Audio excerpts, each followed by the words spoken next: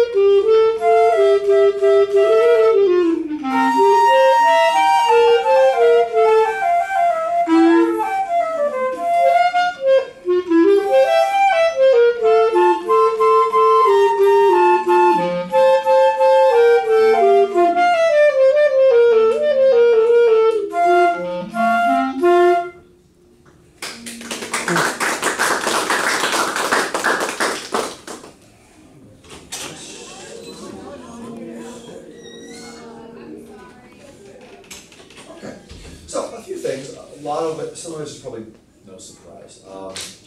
First of all, dynamics. This piece is filled with changes from piano to forte and back again, right? And I'm not sure I heard it a little bit, but I want to really exaggerate it. I think the piano, to use the first 4 bars as an example, which that gesture keeps coming back, right? Happens time after time. I think it needs to be a hair softer on here.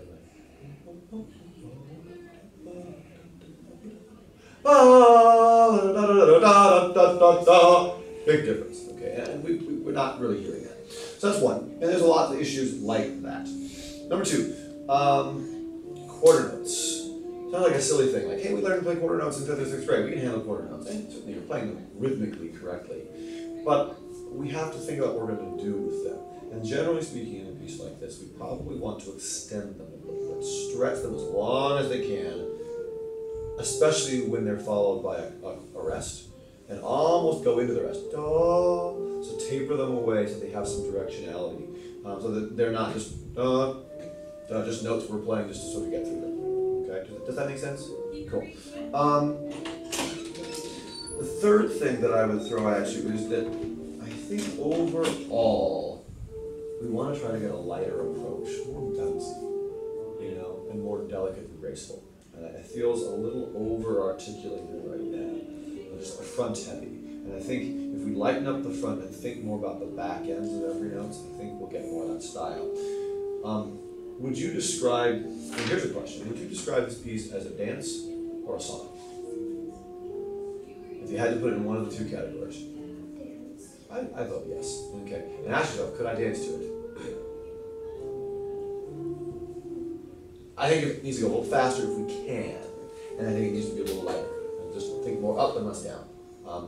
And a little less tone. You especially are a little heavy on the tone on the front edge of some of your notes. So just lighten up. Think about, and I don't know, this will be a much longer period of time, but make sure that the tip of the tongue touching just behind the tip of the reed. Not at the tip of the reed. Now, this may produce argument among many people. I think it should be at the tip. I find the most success with getting a clean yet light articulation with just behind the tip of the reed. But it does definitely need to be the tip of the tongue. I suspect you might be using a little further back on your tongue. So, last thought is, some of the 16ths are getting us hung up. We know we got to clean that up. But until we do, I would advocate, and this runs counter to what I said earlier, I realize that, is you got to adjust the tempo to how fast you can play those 16ths rather than slowing down when you get to the 16ths and then speeding it back up. Okay? Cool. Thanks, guys.